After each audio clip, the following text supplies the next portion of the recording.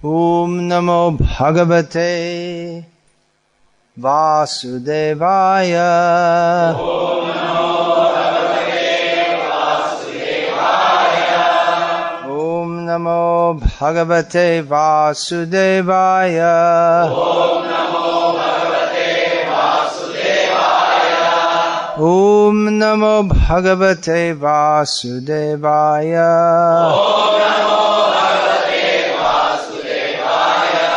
Srimad Bhagavatam, translation and commentary by His Divine Grace, A.C. Bhaktivedanta Swami Prabhupada, Canto 7, Chapter 7, and texts 50 to 52.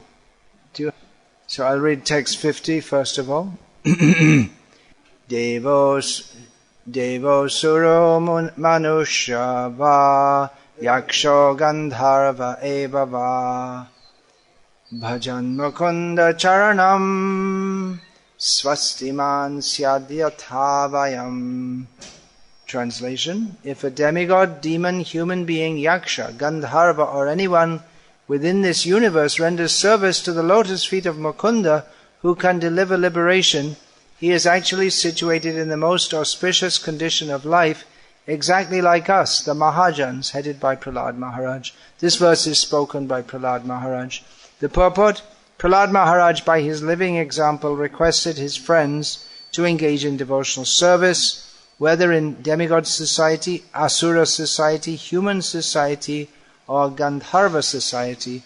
Every living entity should take shelter of the lotus feet of Mukunda and thus become perfect in good fortune. Then text 51 and 52.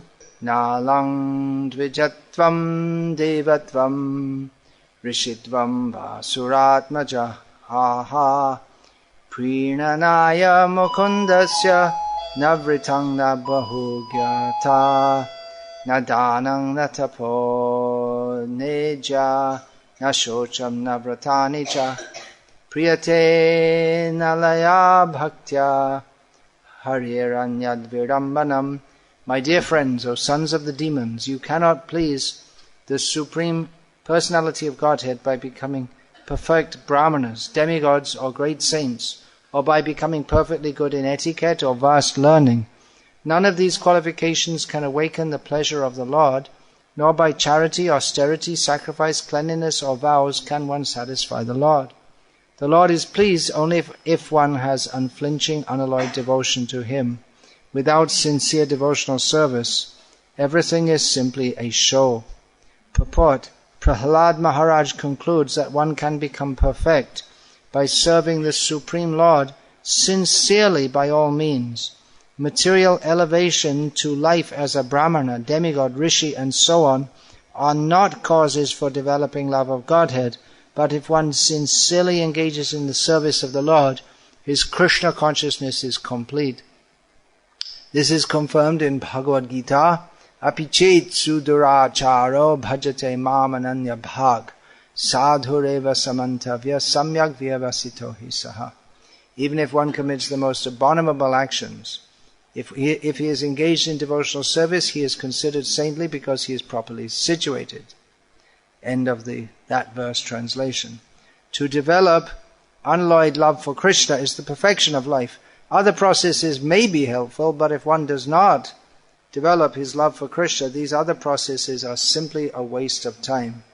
Dharmasvanushtita pungsang vishvaksena kathasuyaha notpadaye dyadiratim shrama eva hi kevalam. Duties, dharma executed by men regardless of occupation, are only so much useless labor if they do not provoke attraction for the message of the Supreme Lord. That's the end of that verse translation. And Srila Prabhupada concludes his purport by stating, the test of perfection is one's unalloyed devotion to the Lord. No. You can be a big fan over this way. Yeah, these fans are not now working due to lack of electricity. This one is running on the inverter. So ladies have got some extra tapasya here. Adhikamana tapam. Extra austerity.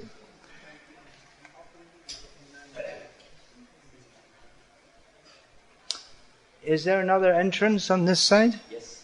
So maybe if ladies come, they can be directed to go around this way. Those who are standing out there.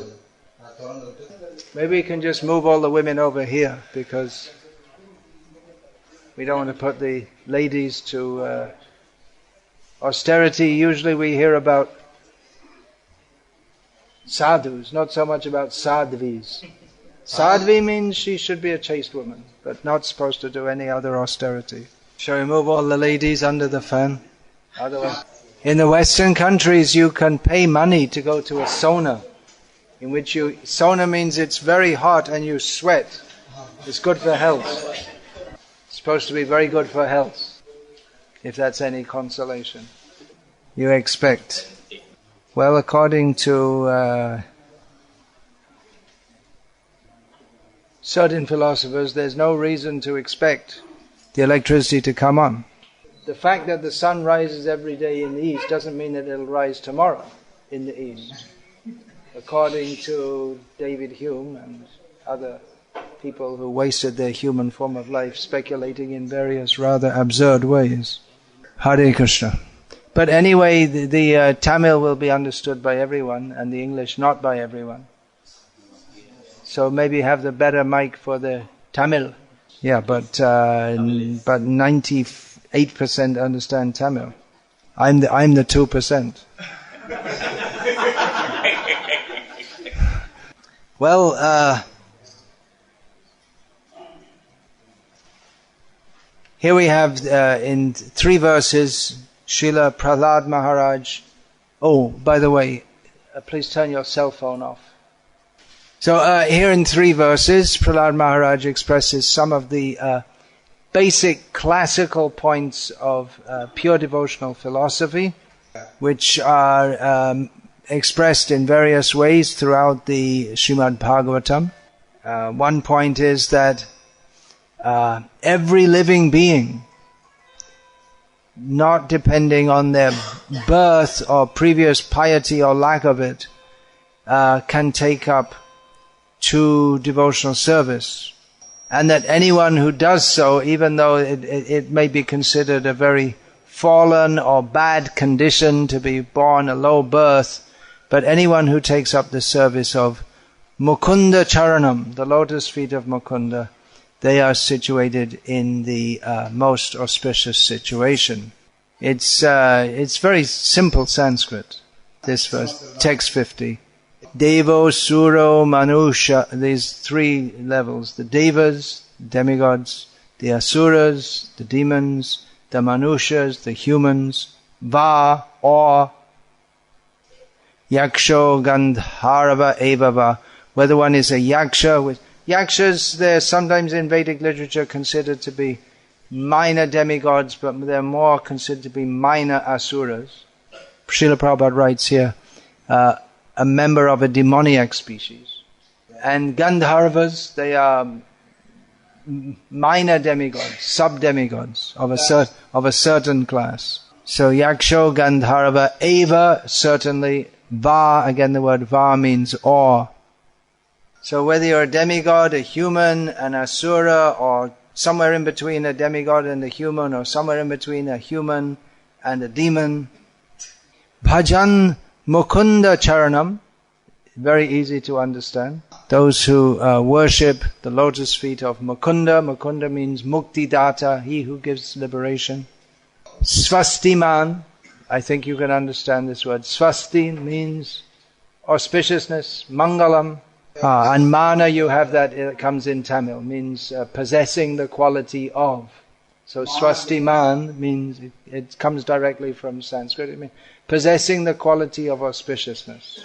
Syad becomes Yatha, which means just as. How does that come in Tamil? There must be at least in the North Indian languages, there's direct equivalents. Yatha, tata, jaise, vaise, this kind of thing. Yata vayam means us. So Srila Prabhupada gives us here to mean Prahlad Maharaj is speaking on behalf of all the various devotees, especially the Mahajans. Please turn off your cell phone. Especially the Mahajans. Prahlad is mentioned as one of the 12 Mahajanas. What is that? Swayambhu. How does that go? Narada, Shambhu, then Kumara, Kapilo, Manahu, then Prahlada, Janaka, Bhishma, Balir, Vyasa, Kir, Vayam. So Vayam, again, you see the name Prahlad comes here, and Vayam comes because this time the verse is spoken by Yamaraj. It means we, all of us. Not for me. I'll go on with the tapa. Tapa means heat, literally. Now, in the next verse, Prahlad addresses, he's speaking to the sons of the Asuras, so he addresses them as Asuratmaja, which means who are born from the Asuras.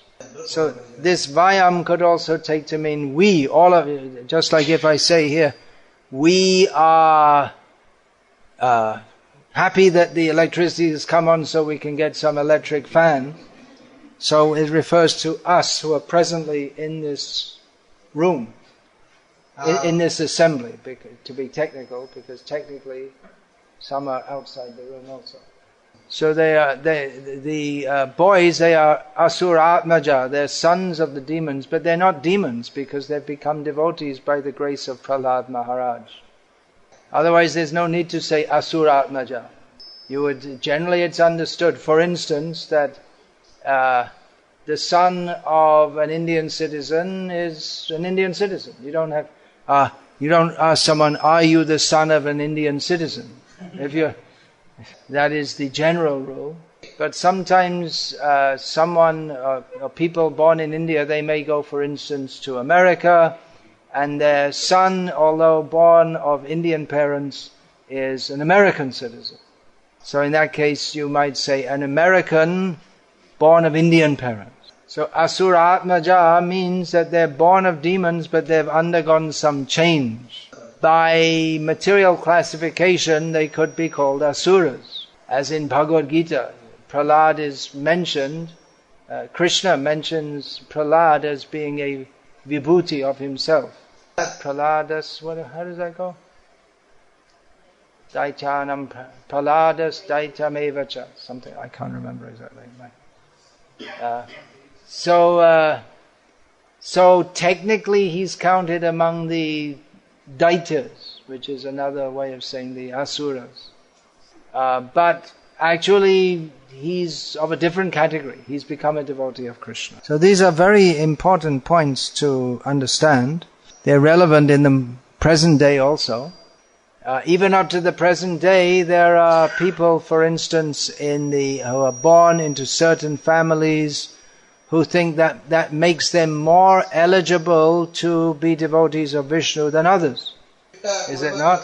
I'm born in Iyengar family, therefore I am automatically I'm in a better position than others. In that case, then they should say then they're also better than Prahlad and Hanuman. Will they dare to do so? I don't think so. So Prinanaya Mukundasya, those who have affection for Mukunda. This is the point. It refers to persons who give pleasure to Mukunda. So it's not by birth. Nalam dvijatvam. There you go, it's right there. It's not that simply by being born in a Brahmana family, one can... Nalam dvijatvam devatvam rishitvam. Even if you're born in a rishi family. Rishitvam vasuratmajaha prinanaya mukunda. It's not that simply by being born in a demigod family or a Brahmana family or even in a rishi family that one can please Mukunda. Navritam na bahugyata. Even if one is very cultured, has very good high Brahmin culture, which I don't think anyone has today. Or if anyone is very highly learned, then other, not by dhanam, not by charity, not by tapasya, so all that sitting without a fan didn't help you much. Ija by offering worship, socham by maintaining cleanliness, or by following various strict rules and vows. None of these can satisfy Mukunda, only pure devotional service to him. Now it's not that all these things are of no importance, but without bhakti to Krishna, it's virambanam. It's meaningless. It's just an external show. So all these points are very important to understand, and they are iterated throughout Gita and Bhagavatam. For instance, in Bhagavad-gita, Mang hi partavya parshritya yepi syuf papayoneha striyo vaishas tata shudras tepi yanti param gatim. That even persons who are considered of low birth or sinful birth, such as women, Vaishyas and Shudras, if they take full shelter in me, they can achieve the Paramgati, the highest destination. Then immediately after that Krishna says, King punar brahmana punya bhakta rajarshayas tata anityam asukam lokam imam prapya bhajasva mam. He says then what to speak of the devoted brahmanas and kshatriyas who in this miserable temporary world worship me. Pious brahmanas, brahmana punya. In other words, everyone can go to Krishna regardless of their birth if they take full shelter of him by the process of bhakti yoga. Still it is expected that persons with a better background, they are expected, they're more likely. That's true also. But whatever one may be, and in this age actually, kalo shudra sambhavaha, everyone in this age, whether they claim to be of high birth or low birth, are all of low birth, all are shudras. But everyone can achieve the perfection of life by taking to the process of pure devotional service. But even that is very difficult in Kali Yuga. Circumstances seem to work against us. We hear about devotees who live in Vrindavan, living very austerely, fully engaged in bhajan. Bhajantyananya manasa, they worship Krishna with full mind, nothing else, no diversion except to Krishna. Except Krishna. But in the modern age, well actually in every age, most people are in family life. And in the modern age, that means a lot of struggle. People have to work very long hours, and it's very difficult to always think of Krishna. If you sit in your office with your eyes closed, chanting Hare Krishna, you'll soon lose your job. The boss is paying you to work for him, not to chant Hare Krishna. And you're supposed to give your full attention.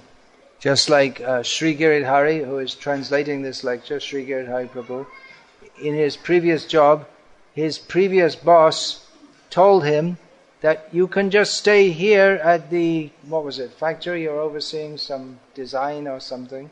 You don't have to go. We have, when you need to sleep, we have space for sleeping. We'll bring you food. There's a shower. So what do you need to go home for? You just stay here. Eat when you need to, sleep when you need to, not very much. Food we'll provide, and you just work. That's all, just work.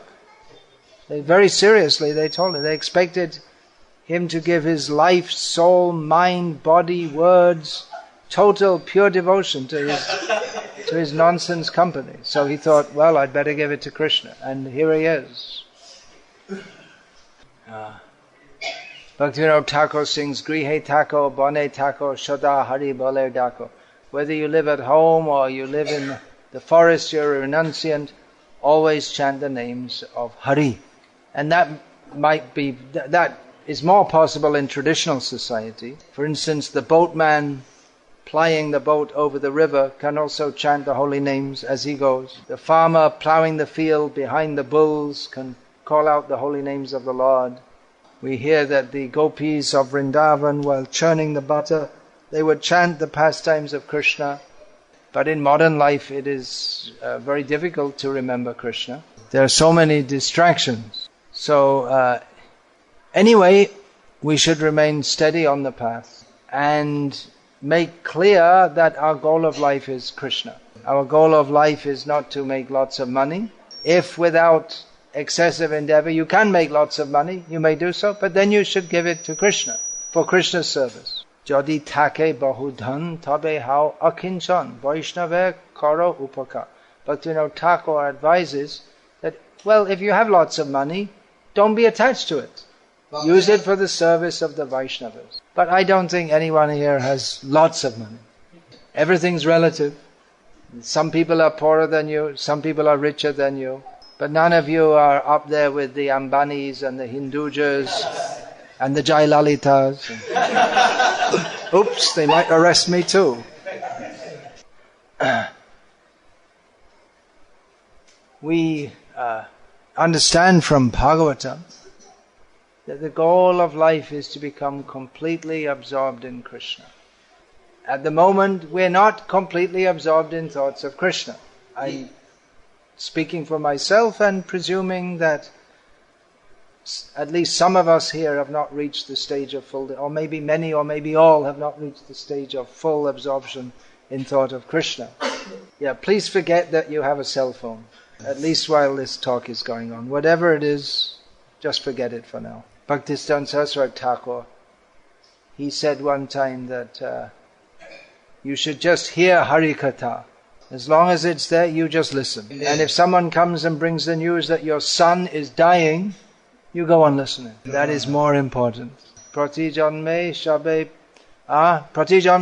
shabe mata pita pai Krishna Guru nahe mele bhaja hoya. Every life you get a mother and father and sons and daughters and nanas and nanis and dadas and dadis. That's Hindi. But that means maternal grandfather, maternal grandmother, paternal grandfather, and on and on and on. There's so many mamas and mummies and chachas and chachis. There's so many. Every life you get so many relatives. But now in the human form of life, you get the chance by the grace of Guru to worship Krishna. So take that seriously. Yeah, that just demonstrates how seriously we have to make Krishna consciousness the center of our life. Everyone can achieve the highest perfection of life. It's not just for brahmacharis and sannyasis, but grihastas, they should also achieve the highest perfection. For instance, Ramananda Rai was one of the 3.5 most intimate associates of Chaitanya Mahaprabhu. So he is described in Chaitanya Charitamrita as Mahavishaya, great sense enjoyer. That's the literal meaning. But the point is, as he was a rich man, or he had a very high pension. So he was involved with much vishay, with much matter of the world. But nevertheless, he was a great devotee, practically comparable to no one but himself. Ananya, no one else, but like unique, that's the word. So that is possible, and that is desirable. That status is to be sought after. But one should not think that, well, okay, I'm a devotee, I'm initiated, and therefore I'm just going to become the same as Ramananda Rai. Maybe I already am. It requires tremendous sense of commitment. Pure devotion means full commitment, full absorption. Another example is there of Srivas Thakur, that one evening Chaitanya Mahaprabhu was dancing in his home, chanting and dancing, when Srivas became aware that from the women's quarters, that means the women were living separately, there was some commotion going on. Actually, traditionally, the women and men, they wouldn't sit in the same room like this for a religious ceremony. Have you seen previously? Now they sit, but in separate quarters, and in the West, even in our temples, the men and women all mix up together because they're mlecha culture. So Srivas, he went into the women's quarters in his home, and there was wailing and gnashing of teeth. Heard that before? It's a biblical expression. That Jesus said, those who don't follow me, they'll go to hell, and there'll be wailing and gnashing of teeth. So great lamentation. And Srivas said, so what's the problem? Chaitanya Mahaprabhu is dancing in our house. What are you upset about? So he got the news that your son died. And he told you, stupid women, stop making a noise. You'll disturb Chaitanya Mahaprabhu. He said, nowadays you could be accused of misogyny or anti-womenism, but it's recorded there in Chaitanya Bhagavat that he called them stupid. Chaitanya Bhagavat, actually. So you may say, well, very naturally they felt them, they couldn't restrain themselves, and so Shiva said, look, if you don't stop making a noise here and disturbing Chaitanya Mahaprabhu, I'm going to go and drown myself in the Ganga right now. So Srivas came back to the kirtan, was chanting Hare Krishna with all the devotees. Hare Nama Krishna Jadavai Namaha Gopal Govinda Ram Srimad Husudan. This Chaitanya Mahaprabhu would often chant this. Chaitanya Mahaprabhu suddenly stopped dancing and said, I don't feel the usual ecstasy. I think something inauspicious has happened in this house. I feel like that. So Srivas said, Prabhu, when you are here, how can there be anything inauspicious? And then Prabhu, in Chaitanya Charitamrita, he's generally referred to as Prabhu. Prabhu Kahe, yeah, in Chaitanya Bhagavat also. He's usually referred to as Prabhu. So he said, well, has anything happened wrong? No. Anything? My son died. But anyway, you're here, so that's the greatest bliss. In every life you get sons and they die in due course of time, but in what millions of births can you get the opportunity to have the Supreme Lord dancing in your house? So Bhaktivinoda Thakur has elaborated this Leela, poetic description. But the point is that this is pure devotion. One should be so much devoted to Krishna that he feels no sorrow, even when there are causes for sorrow. Dukha dukhe same kritva labha labha jaya jayo. Yeah, everyone, you can say it, it's easy, but living it is not so easy. So one has to practice this tivrena bhakti yogena, practice very intense devotional service to become completely absorbed in thought of Krishna. There's so many distractions in family life especially, even as a brahmacharya or a sannyasi, in which one has no extraneous distraction. His life is committed only to serve Krishna, but still the mind is highly liable to become distracted at any moment. So householders should not become despondent. Despondent means depressed, you could say. Maybe it's the opposite of enthusiastic or hopeful. Hopeless. They should know that if we try seriously, then surely Krishna will help us. At the same time, they shouldn't be complacent and think that, well, I'm a devotee. It's the internal mood that matters. Well, that's true. One may chant 200 rounds a day and not be as pleasing to Krishna as someone who they're very busy and they only chant 16 rounds a day, but it ultimately depends on the mood of the devotee. On the other hand, Krishna has given us the process of devotional service to help us develop in Krishna consciousness. And the more we apply ourselves to it, the more our consciousness should become absorbed in Krishna. So both considerations. Srila Prabhupada gave the story, it's of the prostitute and the Brahmana. The Brahmana was worshipping the Lord. He thought, I'm very pure, I'm worshipping the Lord. And this prostitute, she's most sinful. And the prostitute thought the same thing. She thought, I'm most sinful and this Brahmana is worshipping the Lord. Somehow I got in this situation. I hope after some lifetime, many lifetimes, I may get the mercy of the Lord. So in that very lifetime, at the end of her life, because she was very humble and she sincerely desired the mercy of the Lord, she got the mercy of the Lord. Whereas the Brahmana, who was very proud and I thought, I'm so very good and I must have the mercy of the Lord, he didn't get it because he took it for granted. So this underlines the point that ultimately it's the attitude in devotional service which is accepted by Krishna. Nevertheless, we are recommended to take up a lifestyle more like the Brahmana who is worshipping the Lord, regularly bathing and doing all activities required in bhakti rather than that of a prostitute. So I would request all the householders, devotees here to take sadhana bhakti very seriously. Don't think it's something that, well, it's for Sundays. For Sunday go to church. There is some philosophy going around, I was informed of this. Not exactly philosophy, some speculation is a better word. That it's an emergency situation in the world. We have to preach and make devotees. So there's no time for sadhana or reading Prabhupada's books. Just go and preach. Somehow or other get people to chant Hare Krishna. We preach to others to chant Hare Krishna. Well, we also have to chant Hare Krishna ourselves. Apanena koile bhakti shikan na jai eto siddhanta gita bhagavate gai, as stated in Sri Chaitanya Charitamrita. Unless one practices dharma, then he can't teach it to others. This Siddhanta is taught in the Gita and there's Bhagavatam. So preaching must be done. One has to practice devotional service also. It also shouldn't be that one is just sitting at home happily chanting. You should make some effort to bring others to devotional service also. And what is that?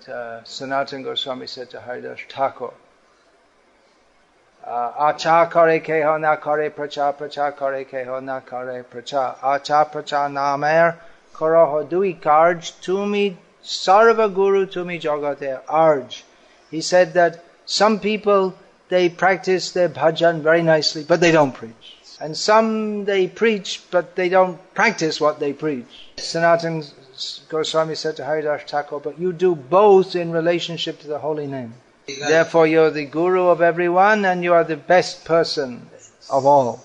So it's an easy point to understand. We can't give to others what we don't have ourselves. We're telling others, you chant Hare Krishna, read Prabhupada's books. We have to do it ourselves. Especially in Srila Prabhupada's letters, we find maybe hundreds of times Srila Prabhupada writes to disciples and emphasizes to them rising early, chanting minimum 16 rounds, going for Sankirtan, studying the books, all these activities, attending classes. Again and again and again, Srila Prabhupada emphasizes these points. Yeah. Here in this 7th canto of Bhagavatam, in one of the purports, Srila Prabhupada states, I'm paraphrasing, that all the members of the Krishna conscious movement must study all the books, otherwise they will be embarrassed and insulted when they go to preach.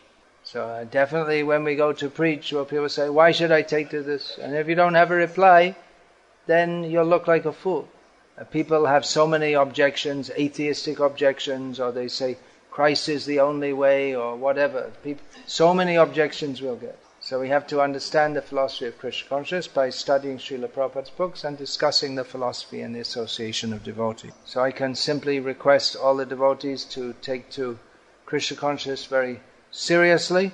Actually, we should be full-time engaged in Krishna consciousness. For householders, it doesn't seem possible for many of them, being obliged to bring in some money to pay the bills. But definitely there is very good hope for householders also.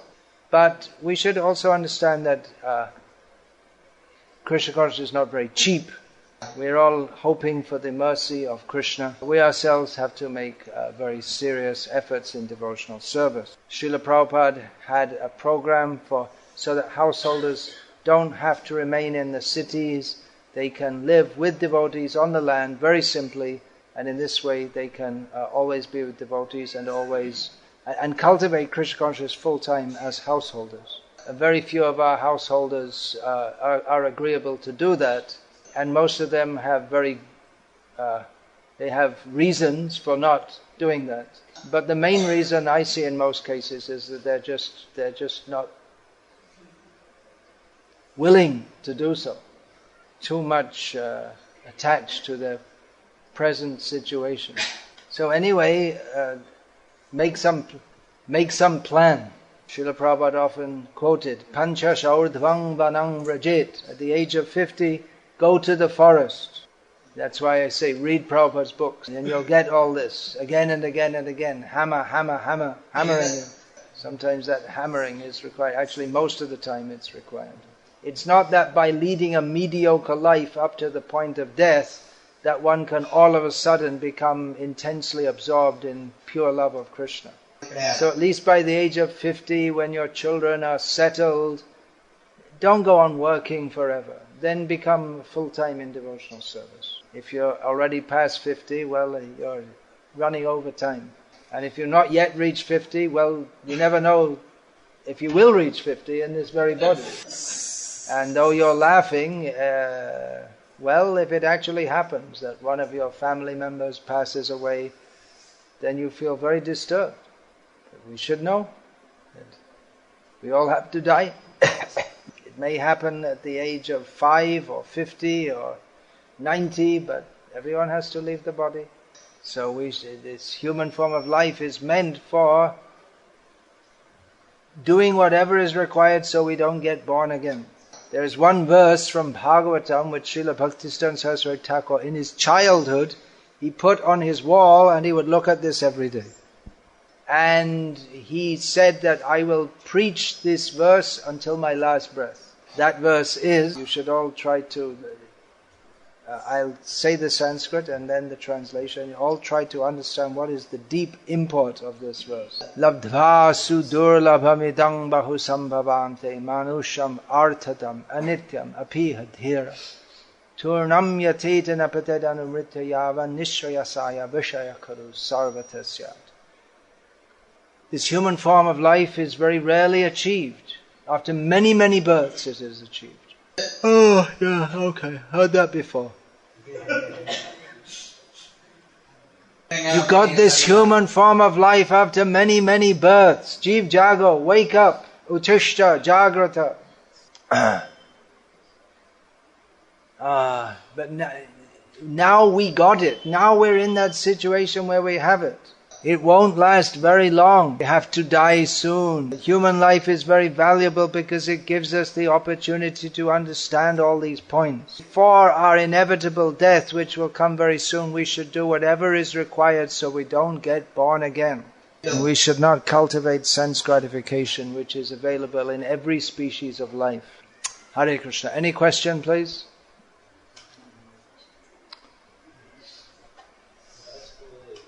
Yeah, put this.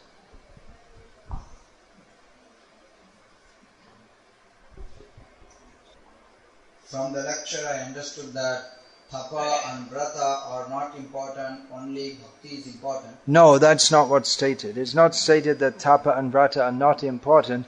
It's stated that without bhakti they have they're empty. That is the point. In devotional service, some austerity has to be there. We don't recommend extreme austerities, especially in Kali Yuga, that is not recommended. But austerity means one should be prepared to take trouble in the service of the Lord. Or as you have mentioned, observing Ekadashi observances. So the Ekadashi observance, that's both tapa and vrata. Ekadashi vrata. So this point should be understood. It's not that they're not important.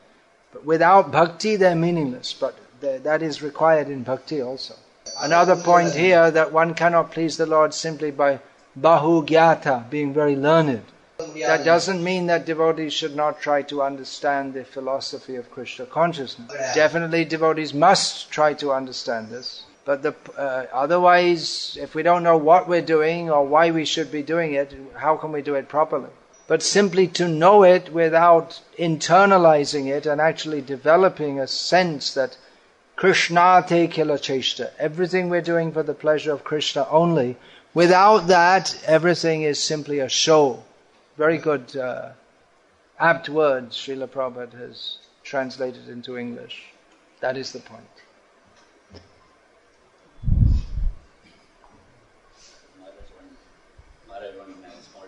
Okay, but as the mic's here, let it be here now. Yeah, a vrata is often vrata usually means there's tapa involved. To take a vow usually means a vow to do some austerity. Yeah. That was my question. What is the difference between tapa and vrata? Yeah, vrata means it's making a sankalpa, making a mental vow to do so, and actually one can not only mentally but verbally say it also. And traditionally there's some procedures to be followed also in making a vrata. One will go to the temple and say one's... And tapa is the actual performance, actually doing that.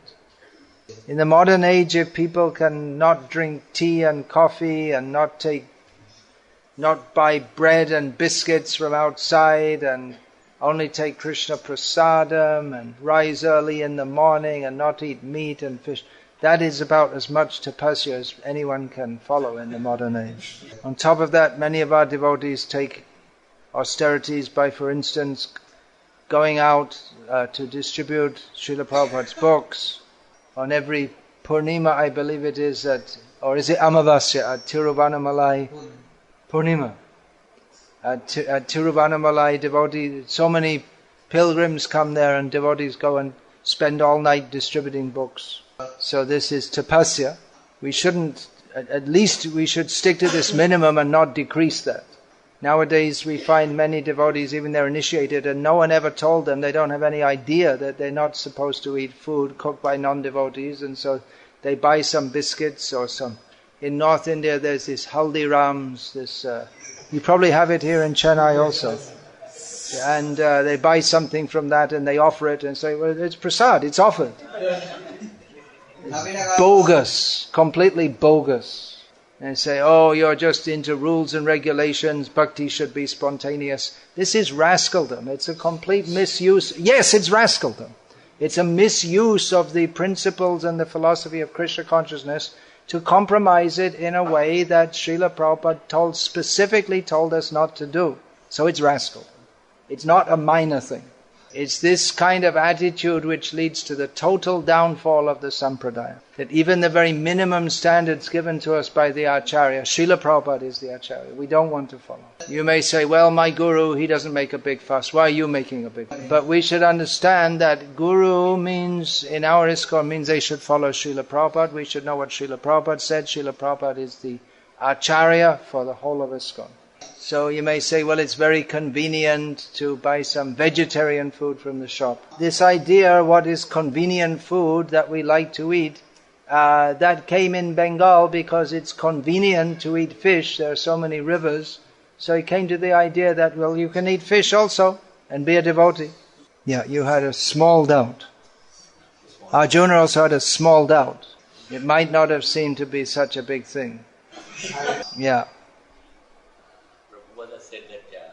One should go to the forest. At 50, one should go to the forest. Actually, he's quoting Shastra. It's not something that Srila Prabhupada invented. For the days when men were getting married or settling their life. Yeah, nowadays people get married at the age of 35. Or 40. Actually, if you have lived as a bachelor to age of 35 or 40, then why bother getting married at all? Just be a brahmachari. Yes, that's true. So if you get married at the age of 40, then what do? Go to the forest at the age of 80, but you're already been burned by that time. Married at 40, heart attack at 42, and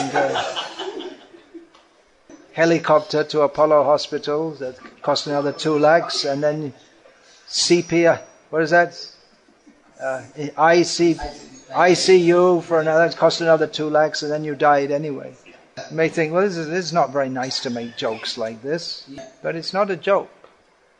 Nowadays, everyone, their mother is 90 years old, they take her to the hospital, they spend an extra 5 lakhs, and she dies anyway with all tubes sticking in and out. So, why not just die at home and chant Hare Krishna? Save the money and use it for Krishna's service. Why give all the money to some hospital? Anyway, they're going to die, so What's the point? Yes, this point, people get married late, so how does this go to the forest at the age of 50 apply? Srila Prabhupada is very serious to reintroduce Vedic culture, Varnashram. The whole modern society is completely skew with, off course. So people should marry young and finish off their family duties and be ready for renunciation.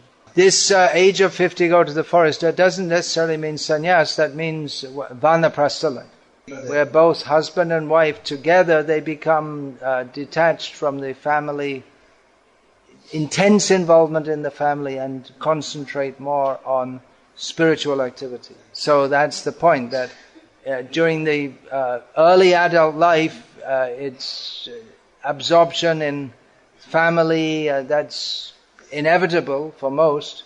But then as you get older, the children are settled, they can look after themselves, then withdraw and concentrate more on spiritual activities. So it should not be the norm that people get married at the age of 35 or 40.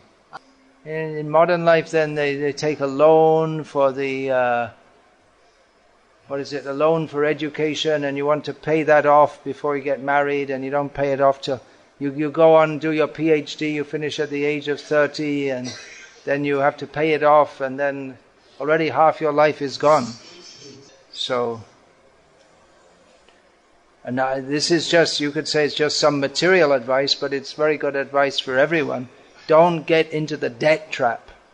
Very dangerous. Fire, disease and debts should be stopped immediately. In the modern age, they're offering, take a loan, but then you become a debt slave. So really this, going back to the land, living simply, this is Srila Prabhupada's social revolution, which can free us from the bondage of this modern demoniac society. So that's a good point. If you're already caught in that situation, well, chant Hare Krishna. Make the best use of a bad bargain is an English saying which Srila Prabhupada often quoted. It's not really it's an old use of the English word bargain. It's a bad deal. A bad deal. In that saying, the word bargain is used in a way which has, in other uses, become archaic. Anyway, that's a point of language. That's a linguistic point. Hare Krishna. Yeah, there's another question here.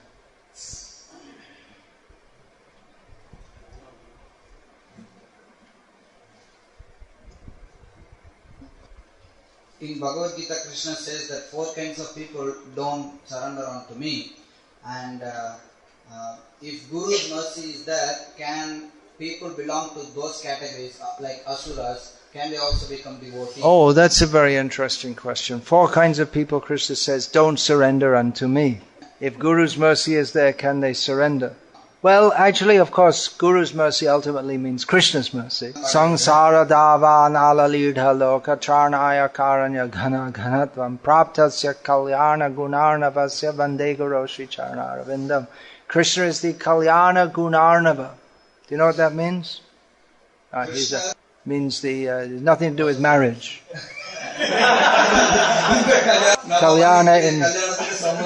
Kalyana in Tamil means marriage, but it means that which is beneficial. So Krishna is the ocean of all beneficial qualities. So the Guru is prayed to in this analogy. Actually, it's a metaphor, but anyway. He is described as being the cloud that takes the water from the ocean and sprinkles it over the world which is burning in the forest fire of distress. So the mercy is distributed indiscriminately. Anyone can take it. Some people take it and some don't. Generally those who are pious will take it. Chaturvidha bhajante mam jana sukritino arjuna arto jignasur artharthi gyanicha bharatarshava. 4 kinds of people tend to take to devotional service. 4 kinds of pious people. The distressed, the desirous of wealth, the curious, and the knowledgeable. Now, demoniac people may also be distressed, but they don't have a tendency to approach Krishna in such a situation. They may fall into any of these four categories, but they're not inclined to take to Krishna consciousness. They may even have Atma Gyan, knowledge of the self, at least superficially. For instance, we find here in this 7th canto, after the death of Hiranyaksha, Hiranyakashipu instructed his family members in the science of the self. Don't be distressed, because anyway the Atma is eternal and the body is temporary.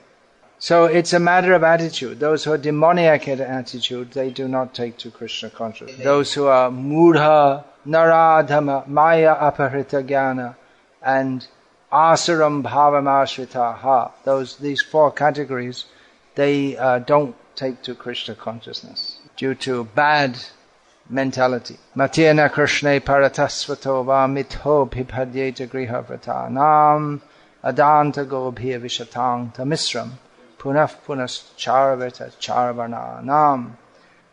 Certain persons, because they are griha vrata, they are determined to try to enjoy their senses in family life, they do not take to Krishna consciousness. Neither by the advice of others, or even if they may make some show of pursuing the truth or being spiritual, by their uncontrolled senses, they're dragged into hell. Or rather they enter into hell. It's willing, vishatam tamisram. They willingly enter into darkness of ignorance. They again and again chew that which has already been chewed. They seek sense gratification as a human, a hog, a dog, a caterpillar, a snake, a chimpanzee, and so on. It is possible, by the mercy of Krishna and by his devotees, that people of demoniac mentality will change. In fact, one of the most prominent people in Tamil Nadu he's undergoing a change.